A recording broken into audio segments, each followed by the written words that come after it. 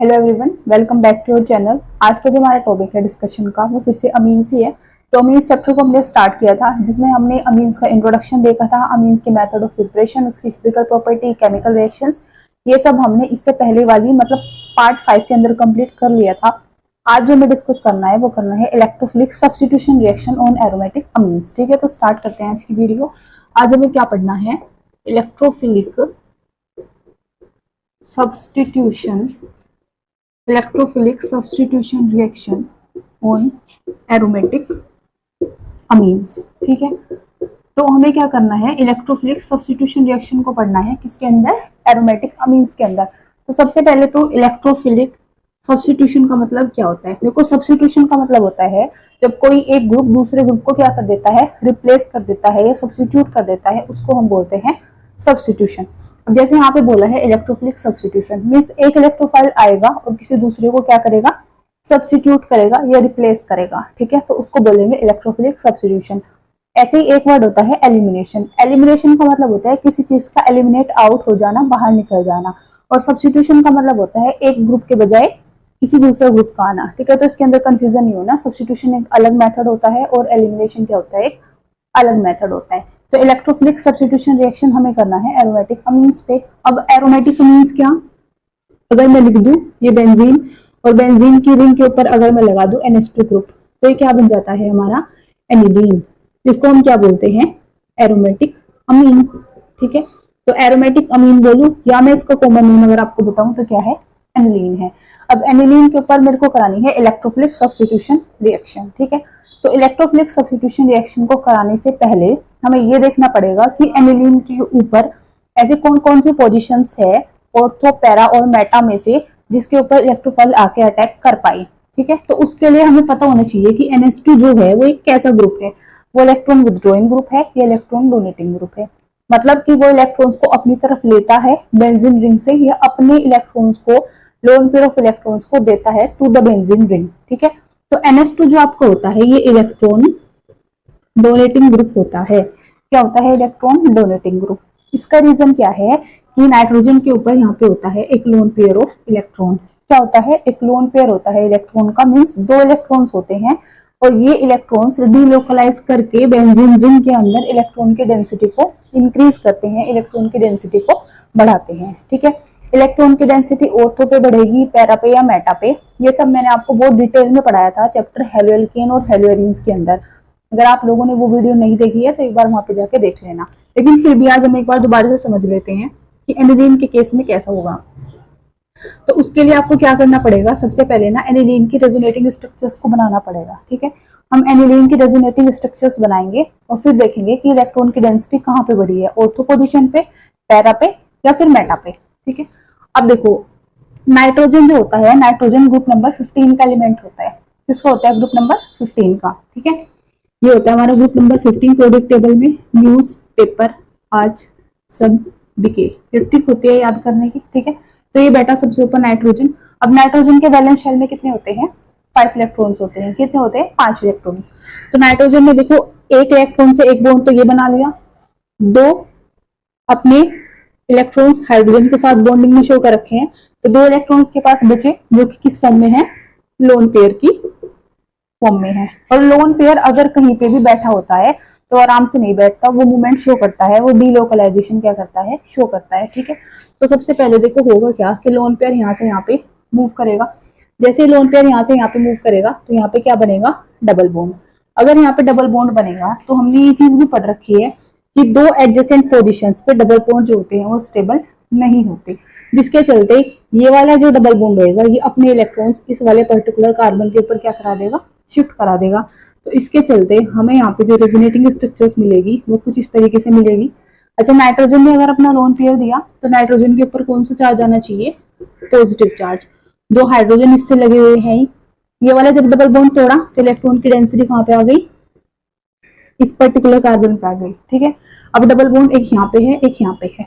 कभी भी मैंने बताया अगर लोन पेयर होता है, पॉजिटिव चार्ज होता है, नेगेटिव चार्ज होता है तो आराम से नहीं बैठते, इनको क्या चाहिए? स्टेबिलिटी, जिसके लिए मूवमेंट शो करते हैं, डीलोकलाइजेशन शो करते हैं। तो ये नेगेटिव चार्ज फर्दर क्या करेगा? मूव करेगा, जिसके चलते यहाँ पे डबल बॉन्ड बनेगा। लेकिन फिर से देखो दो एडजेसेंट पोजीशन पे डबल बॉन्ड स्टेबल नहीं होंगे, है ना, इसलिए ये वाला बॉन्ड हमारा ब्रेक हो जाएगा और अपनी इलेक्ट्रॉन की डेंसिटी इस पर्टिकुलर कार्बन को दे देगा, जिसके चलते फिर से क्या होगा, देखो जो रेजोनेटिंग स्ट्रक्चर बनेगी इस बार वो ये वाली बनेगी, नाइट्रोजन पॉजिटिव चार्ज, दो हाइड्रोजन। अब ये नेगेटिव चार्ज है, जब ऐसे घुमा ऐसे इसमें मूवमेंट शो गई तो यहाँ पे डबल बॉन्ड बना, ठीक है, यहाँ पे क्या बना नेगेटिव चार्ज, इधर क्या बना हमारा डबल बॉन्ड बना। फिर से नेगेटिव चार्ज फर्दर ऐसे मूव करेगा और ये वाला बॉन्ड हमारा ऐसे शिफ्ट होगा। हमें पता चल गया कि यहाँ पे भी डबल बॉन्ड बनेगा और फिर से दो डबल बॉन्ड स्टेबल नहीं होते एडजेसेंट पोजीशन पे, इसलिए ये वाला बॉन्ड टूट के अपनी इलेक्ट्रॉन की डेंसिटी किसको दे देगा, सारी इसको शिफ्ट करा देगा। फिर अगर हम देखें इसके चलते फिर से क्या होगा, अब जो रेजोनेटिंग स्ट्रक्चर बनेगी नाइट्रोजन NH2 पॉजिटिव चार्ज, यहाँ पे डबल बॉन्ड बना, एक डबल बॉन्ड देखो यहाँ पे बना इसके कारण और एक नेगेटिव चार्ज यहाँ पे आया।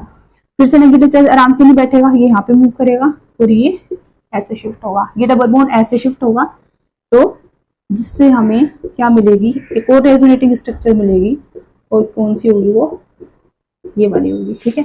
तो ये हमने क्या देखी है, रेजोनेटिंग स्ट्रक्चर देखी है एनिलीन की। तो आप एक चीज बताओ कि कौन कौन से स्ट्रक्चर के अंदर कौन कौन सी पोजीशन पे नेगेटिव चार्ज आ रहा है। तो नेगेटिव चार्ज एक तो यहाँ पे आ रहा है और इसको हम क्या बोलते हैं, ऑर्थो पोजीशन। एक नेगेटिव चार्ज आपको यहाँ पे दिखाई दे रहा है पैरा पोजीशन, एक फिर से यहाँ पे दिखाई दे रहा है ऑर्थो पोजीशन। इसका मतलब क्या है कि जब भी बेंजीन के ऊपर कोई भी इलेक्ट्रॉन डोनेटिंग ग्रुप लगा रहता है तो वो इलेक्ट्रॉन की डेंसिटी को इंक्रीज करता है, बढ़ाता है, कौन सी पोजीशन पे, ऑर्थो पे, पैरा पे और ऑर्थो पोजीशन पे। ऐसे ही अगर इसकी बजाय इलेक्ट्रॉन विथड्रॉइंग ग्रुप होता तो वो क्या करता, वो इलेक्ट्रॉन की डेंसिटी को सिर्फ मेटा पोजीशन पे बढ़ाता, ऑर्थो और पैरा पे क्या करता, कम करता, ठीक है। तो ये चीज हमें याद रखनी है कि जब भी बेंजीन रिंग के ऊपर इलेक्ट्रॉन डोनेटिंग ग्रुप होगा तो वो इलेक्ट्रॉन की डेंसिटी को इंक्रीज करेगा at ortho and the para position.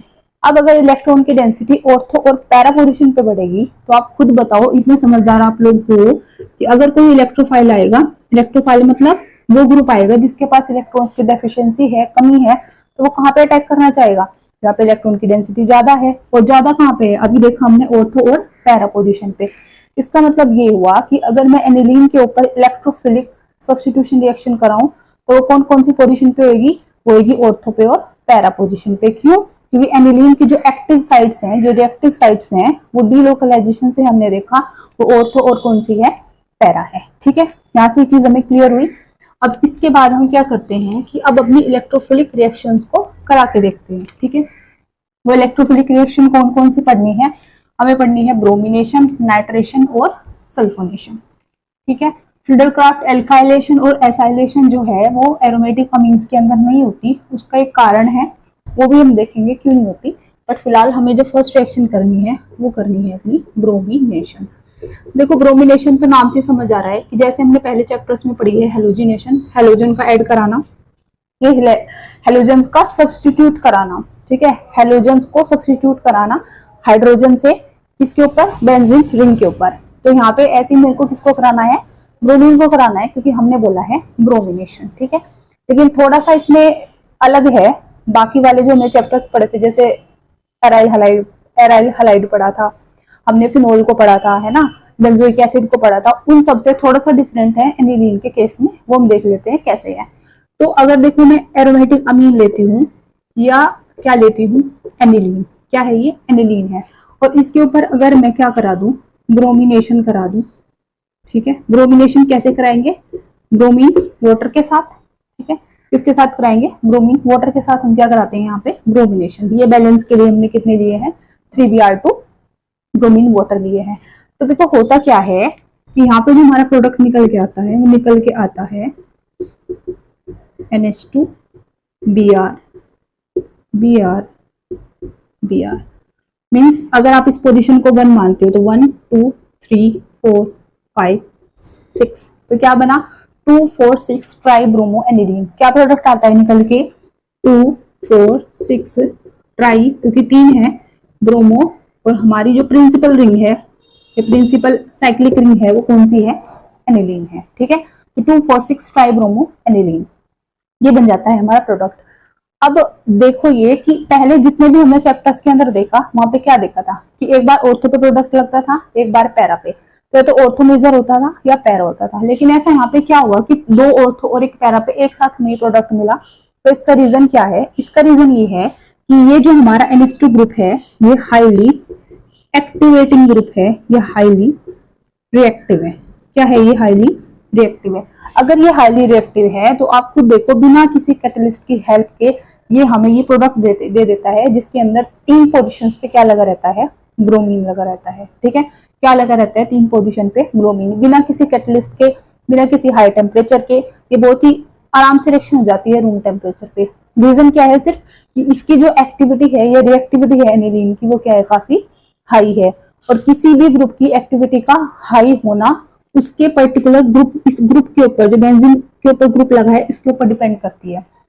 क्योंकि NH2 जो होता है बहुत ज्यादा इलेक्ट्रॉन डोनेटिंग ग्रुप होता है, तो इलेक्ट्रॉन की डेंसिटी को बहुत ज्यादा बढ़ा देता है, जिसके चलते रूम टेम्परेचर पे बिना किसी कैटलिस्ट की हेल्प से हमें ये ट्राइब्रोमो एनिलीन क्या हो जाता है? मिल जाता है। ठीक है, तो फर्स्ट हमने देखी है ब्रोमिनेशन। तो ब्रोमिनेशन हमारी इस तरीके से होती है। हमें लगा ये था कि शायद ऑर्थो और पैरा पे अलग अलग मिलेगा, बट किसकी रिएक्टिविटी की वजह से, एनिलीन की रिएक्टिविटी की वजह से हमें प्रोडक्ट क्या मिलता है? ये मिलता है। ठीक है, तो पहली रिएक्शन को प्रोडक्ट हमें, अभी हमने क्या देखा है कि प्रोडक्ट हमें क्या मिला है? 2,4,6 ट्राइब्रोमो एनिलीन मिला है। लेकिन सपोज करो कि आपको प्रोडक्ट चाहिए सिर्फ मोनो सब्स्टिट्यूटेड। अगर आपको सिर्फ मोनो सब्स्टिट्यूटेड प्रोडक्ट चाहिए तो फिर हम क्या करें? उसके लिए आपको क्या करना होगा? देखो, एक चीज तो हमें क्लियर है कि ये जो हमारी एक्टिविटी बढ़ रही है, रिएक्टिविटी बढ़ रही है, वो सिर्फ इस NH2 के ग्रुप के कारण बढ़ रही है, क्योंकि इलेक्ट्रॉन बहुत ज्यादा डोनेट कर रहा है, इलेक्ट्रॉन की डेंसिटी को काफी बढ़ा रहा है बेंजीन की पोजीशंस पे, इसलिए हमें वो ट्राइब्रोमो प्रोडक्ट मिला। ठीक है, तो अगर मुझे मोनो सब्स्टिट्यूटेड प्रोडक्ट चाहिए तो मैं क्या करूं? इस NH2 के साथ ही कुछ करूं। ठीक है, और करना क्या है इस NH2 के साथ कि हमें यहाँ पे कुछ ऐसा करना है कि ये जो लोन पेयर है ये बेंजीन रिंग के अंदर अपना डोनेशन ना दिखा के किसी और ग्रुप के साथ दिखा दे। ठीक है, तो उसके लिए हम क्या कर लेते हैं? यहाँ पे एसिटाइलेशन कर लेते हैं। क्या कर लेते हैं? एसिटाइलेशन। और एसिटाइलेशन किसकी प्रेजेंस में होगा? एसिटिक एनहाइड्राइड की। उसके लिए हम क्या ले लेते हैं? Acetic anhydride. तो ये है एसिटिक एनहाइड्राइड। एसिटिक एनहाइड्राइड का के प्रेजेंस में जब मैं एसिटाइलेशन कराती हूँ एनिलीन की, तो ये जो NH ग्रुप है ये क्या कर लेता है? अपनी इलेक्ट्रॉन की डेंसिटी जो है बेंजीन रिंग को ना देके किसी और ग्रुप को देता है। और किसको देता है वो हम अभी देखते हैं। देखो, ये है ऐसे, अगर मैं ऐसे लिखूं NH2 को, एक हाइड्रोजन ना इधर दिखा देते हैं ऐसे NH2, और ये जो एसिटिक एनहाइड्राइड है, अगर इसको मैं थोड़ा सा खोल के लिखूं तो CH3 C double bond O C double bond O CH3। तो होता क्या है? यहाँ से एक हाइड्रोजन और यहाँ से पूरा पूरा ग्रुप बाहर निकल जाता है, और क्या बन जाता है? CH3 C double bond O O। और यहाँ से ये ऑक्सीजन जब निकलेगा तो यहाँ से क्या लेके निकलेगा? नेगेटिव चार्ज, क्योंकि ऑक्सीजन क्या होता है? इलेक्ट्रोनेगेटिव। अगर ऑक्सीजन नेगेटिव लेके निकलेगा तो इसके साइड वाले कार्बन के ऊपर क्या छोड़ेगा? Positive charge. छोड़ दिया पॉजिटिव। हाइड्रोजन यहाँ से निकलेगा H+ लेके, तो नाइट्रोजन के ऊपर क्या छोड़ेगा? Negative charge. अब आपको पता है कि अपोजिट चार्जेस जो होते हैं दूसरे को अट्रैक्ट करते हैं, इसलिए H+ इसके साथ वो नेगेटिव के साथ मिलके क्या बना लेगा? यहाँ से एसिटिक एसिड। क्या बना लेगा? ये एसिटिक एसिड। और ये जो आपका रिमेनिंग ग्रुप है CH3 C double bond O positive, ये क्या करेगा? ये जो देखो रिमेनिंग ग्रुप है ये आपका NH के साथ C double bond O CH3 इस तरीके से क्या बना लेगा? एक बॉन्ड बना लेगा। ठीक है, तो ये मिला हमें एसिटाइलेशन के बाद अपना प्रोडक्ट। एसिटाइलेशन के बाद अब ये जो प्रोडक्ट मिला है, इसमें अब एक चीज हमें नोटिस करनी है कि ये जो लोन पेयर है अब ये बेंजीन रिंग के अंदर नहीं जाएगा डीलोकलाइजेशन के लिए। क्यों? क्योंकि पास में क्या बैठा है? कार्बोनिल ग्रुप, और जो कि क्या होता है? इलेक्ट्रॉन डेफिशिएंट ग्रुप होता है। इलेक्ट्रॉन डेफिशिएंट ग्रुप होता है, तो ये जो लोन पेयर है ये आपका इधर क्या करेगा? डीलोकलाइजेशन शो करेगा। तो अगर ये इधर बिजी हो जाएगा तो बेंजीन रिंग के अंदर इलेक्ट्रॉन की डेंसिटी नहीं देगा, जिसके चलते अब ये जो बेंजीन की रिंग है वो उतनी एक्टिव नहीं होगी जितनी क्या थी वो पहले थी। ठीक है, तो एसिटाइलेशन से हमने क्या किया है? एनिलीन की रिएक्टिविटी को, या मैं बोलूं उसकी एक्टिविटी को क्या कर दिया है? डिक्रीज कर दिया है। अब आप लगा दो इस पे ब्रोमिनेशन। अब कोई दिक्कत नहीं है। अब ब्रोमीन वाटर के साथ अगर आप इस पे ब्रोमिनेशन कराते हो तो क्या होगा? अब लोन पेयर तो अपनी इलेक्ट्रॉन की डेंसिटी को नहीं डोनेट कर रहा इधर, है ना? तो सिंपली आपका एक बार तो ब्रोमीन आपको ऑर्थो पे मिल जाएगा और एक बार किस पे मिल जाएगा? पैरा पोजीशन पे मिल जाएगा। तो एक बार ऑर्थो पे मिला है और एक बार किस पे मिला है, पैरा पे मिला है। ठीक है, अब ऑर्थो पे मिला, पैरा पे मिला। अब क्या करो, सिंपल आप इसका हाइड्रोलिसिस करा दो। हाइड्रोलिसिस से क्या होएगा कि ये जितना भी ग्रुप है पूरा का पूरा क्या हो जाएगा यहाँ से आउट, और आपको मोनो सब्स्टिट्यूटेड ऑर्थो और क्या मिल जाएंगे, अपने पैरा एनिलीन्स मिल जाएंगे। तो पैरा मिल जाएगा और आपको क्या मिल जाएगा, अपना ऑर्थो मिल जाएगा। ठीक है, तो हमने क्या देखा, हमने ये देखा कि क्योंकि एनिलीन एक्टिविटी बढ़ा रहा था ऑर्थो और पैरा पोजीशन पे, तो हमने उस एक्टिविटी को कम कर दिया, उस रिएक्टिविटी को कम कर दिया। कैसे, एसिटाइलेशन करा के विद एसिटिक एनहाइड्राइड। उसके बाद फिर हमने क्या कराया, फिर ब्रोमिनेशन कराया। ब्रोमिनेशन कराने के बाद जब जिस पोजीशन पे मेरे को ब्रोमीन चाहिए थे वो आ गए, अब मैंने उसको क्या करा दिया, हाइड्रोलिसिस करा दिया। ठीक है, अब अगर मैंने उसको हाइड्रोलिसिस करा दिया तो हाइड्रोलिसिस कराने से हमें अपने रिक्वायर्ड प्रोडक्ट मिल गए, जो कि मोनो सब्स्टिट्यूटेड क्या है, ऑर्थो एंड पैरा एनिलीन्स है। ठीक है, तो एक चीज हमने क्या समझी कि अगर आपको एनिलीन के ऊपर डायरेक्ट रिएक्शन कराते हो तो डायरेक्ट रिएक्शन से आपको अपना रिक्वायर्ड प्रोडक्ट नहीं मिलेगा। उसके लिए आपको इन पोजीशंस को पहले हिंडर्ड करना पड़ेगा, किसकी, NH2 की, ताकि वो इलेक्ट्रॉन की डेंसिटी कहीं और देने में बिजी हो जाए और बेंजीन रिंग के अंदर वो अपनी एक्टिविटी को ना बढ़ा पाए। ठीक है, तो ये हमने क्या देखा था अब तक, ब्रोमिनेशन। इसके बाद हमें नेक्स्ट करना है, नेक्स्ट क्या कर लेते हैं हम, नाइट्रेशन। ठीक है, तो ये डिफरेंस था जो मैं आपको बोल रही थी कि इलेक्ट्रोफिलिक सब्स्टिट्यूशन जो आपने पहले पढ़ाया है या अब तक पढ़ा है। पहले देखो इतनी रिएक्टिविटी किसी भी ग्रुप ने नहीं बढ़ाई जितनी कौन बढ़ा रहा है, NH2। इसका मतलब तो ये हुआ कि NH2 जो हुआ, अब तक हमने जितने भी ग्रुप्स पढ़े उन सब में से सबसे अच्छा इलेक्ट्रॉन डोनेटिंग ग्रुप है। और यही सच है कि एनिलीन जो होता है वो बहुत ज्यादा मेसोमेरिक इफेक्ट क्या करता है, शो करता है, प्लस एन इफेक्ट बहुत ज्यादा शो करता है। ठीक है, इसके बाद जो हमें नेक्स्ट करना है वो करना है, देखो नाइट्रेशन। क्या करना है, नाइट्रेशन। तो ये रहा आपका फिर से एनिलीन। अच्छा, ये तो अब तक हमने जान ही लिया कि ये जो एनिलीन है इलेक्ट्रॉन की डेंसिटी कहाँ पे बढ़ा रहा है, ऑर्थो और पैरा पे। ठीक है, तो एनिलीन का अब अगर मैं क्या करा देती हूँ, नाइट्रेशन, किसकी प्रेजेंस में, नाइट्रिक एसिड प्लस H2SO4 के साथ।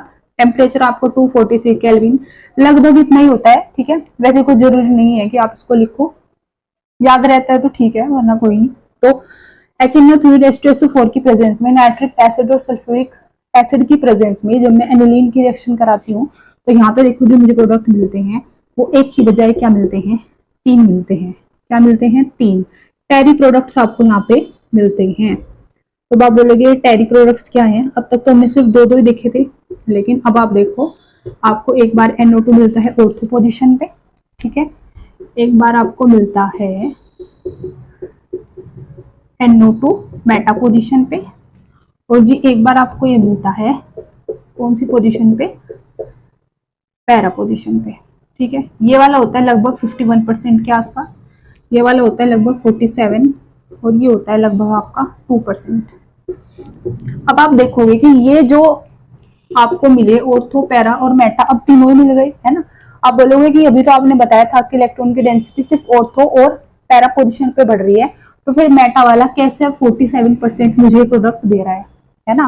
तो हुआ ना ये क्वेश्चन कि जो मेटा वाला प्रोडक्ट है वो 47% कैसे बना, जब एनिलीन इलेक्ट्रॉन की डेंसिटी सिर्फ ऑर्थो और पैरा पोजीशन पे ही बढ़ाता है। तो देखो उसका कारण ये है कि ये जो नाइट्रिक एसिड है ये एक ऑक्सीडाइजिंग एजेंट भी है। क्या होता है, ये एक ऑक्सीडाइजिंग एजेंट होता है।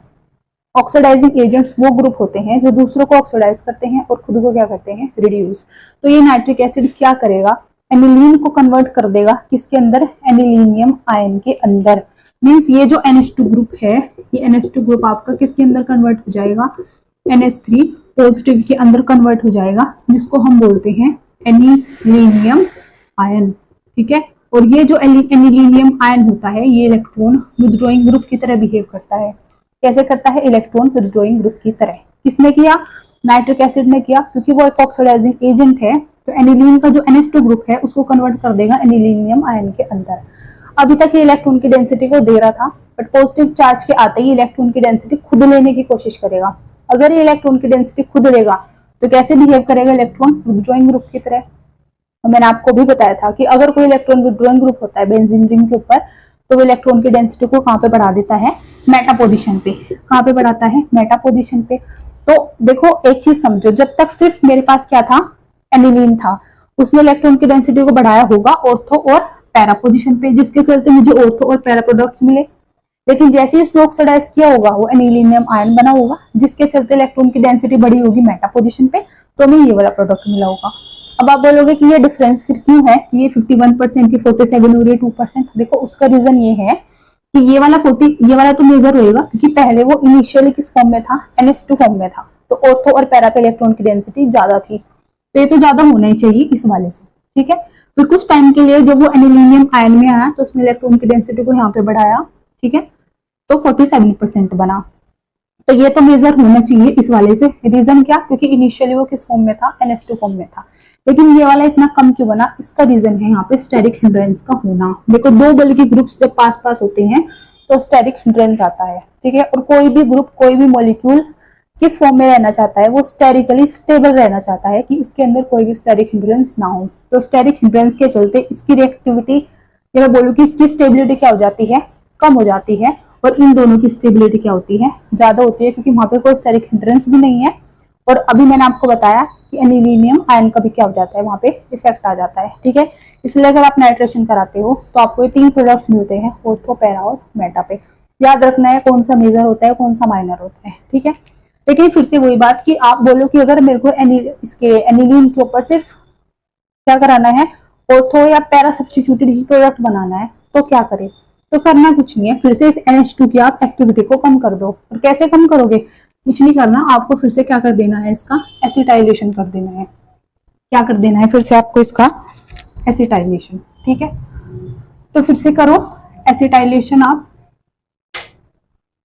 तो एसिटाइलेशन के लिए देखो होना क्या है, एसिटाइलेशन के लिए आप एसिटिक एनहाइड्राइड को ले लो, है ना। और अभी मैंने खोल के दिखाया था कैसे होता है, तो मैं डायरेक्ट लिख देती हूँ। यहाँ पे आपको क्या मिलेगा, ये बेंजीन है, इधर मिलेगा NH डबल बॉन्ड CH3, ये वाले लोन पेयर इधर बिजी अपना डीलोकलाइजेशन को दिखाने के लिए। ठीक है, अब अगर आप देखो यहाँ पे नाइट्रेशन करते हो HNO3 और H2SO4 के साथ, अब क्या होगा, अब आपको एक बार ऑर्थो प्रोडक्ट मिलेगा और एक बार क्या मिलेगा, पैरा प्रोडक्ट, बिल्कुल सिंपल। तो एक बार आपको NH डबल बॉन्ड CH3 क्या मिलेगा, ऑर्थो प्रोडक्ट, और एक बार क्या मिलेगा, पैरा प्रोडक्ट मिलेगा, NH डबल बॉन्ड CH3, और इस बार क्या मिलेगा, पैरा प्रोडक्ट मिलेगा। फिर से अगर ये ग्रुप हटानी है हमें CH3 वाला ग्रुप, तो उसके लिए हम यहाँ पे क्या करेंगे, हाइड्रोलिसिस करेंगे दोनों की, और हाइड्रोलिसिस करेंगे तो क्या होगा, यहाँ पे दोनों वाले में आपको मिलेगा इधर भी NH2 ग्रुप, साथ में इधर NO2 ऑर्थो प्रोडक्ट, प्लस इधर भी NH2 और साथ में NO2 पैरा प्रोडक्ट, जिसमें से पैरा वाला क्या होगा, मेजर होगा, ऑर्थो वाला क्या होगा, माइनर। और कारण क्या है, रीजन सिर्फ वही है कि यहाँ पे क्या होगा, स्टेरिक हिंड्रेंस, और इसके अंदर स्टेरिक हिंड्रेंस नहीं होगा क्योंकि डिस्टेंस क्या है, ज्यादा। तो ये थी कौन सी रिएक्शन, नाइट्रेशन। ठीक है, तो ये हम, तो अब हमने क्या देखा कि नाइट्रेशन को अगर आपको मोनो सब्स्टिट्यूटेड ऑर्थो या पैरा बनाना है तो फिर से आपको क्या करना पड़ेगा, एसिटाइलेशन कराना पड़ेगा एनिलीन के साथ। ठीक है, तो ये था जी आपका नाइट्रेशन। नाइट्रेशन भी खत्म होता है। इसके बाद जो हमारे पास नेक्स्ट बचता है वो बचता है सल्फोनेशन। अब क्या बचता है नेक्स्ट हमारा, सल्फोनेशन। तो सल्फोनेशन को करा देते हैं हम। ठीक है, अगर देखो आप लोगों को कोई भी डाउट आता है तो मुझे कमेंट सेक्शन में बता देना कि ये चीज क्लियर नहीं थी या कैसे हुई, मैं आपको बता दूंगी उसका रीजन, या फिर मैं आपको दोबारा से वो समझा दूंगी। लेकिन बता देना कि क्या चीज आपको समझ नहीं आई। ठीक है, समझ आई है वो भी बता देना, नहीं आई है वो भी बता देना। इसके बाद फिर नेक्स्ट जो हम करते हैं वो करते हैं अब सल्फोनेशन। अगर देखो सल्फोनेशन की बात करते हैं तो फिर से हम एनिलीन लेते हैं। एनिलीन की रिएक्शन जब मैं H2SO4 के साथ कराती हूँ तो हमें यहाँ पे मिलता है एक ये प्रोडक्ट जिसके अंदर होता है NH3 पॉजिटिव HSO4 नेगेटिव। ठीक है, NH3 जब मैं सल्फ्यूरिक एसिड के साथ कराती हूँ तो हमें ये मिलता है जिसको हम बोलते हैं एनिलीनियम हाइड्रोजन सल्फेट। क्या बोलते हैं इसको हम, एनिलीनियम हाइड्रोजन सल्फेट। तो क्या नाम है इसका, एनिलीनियम हाइड्रोजन सल्फेट। उसके बाद हम यहाँ पे हाई टेम्परेचर देते हैं अराउंड 443 से 453 केल्विन के आसपास। फिर से हाई टेम्परेचर है, मींस ड्रास्टिक कंडीशंस को हम यहाँ पे क्या कर रहे हैं, प्रोवाइड करा रहे हैं, ठीक है। तो होगा क्या, यहाँ पे आपको मिलेगा सल्फानिलिक एसिड, क्या मिलेगा, सल्फानिलिक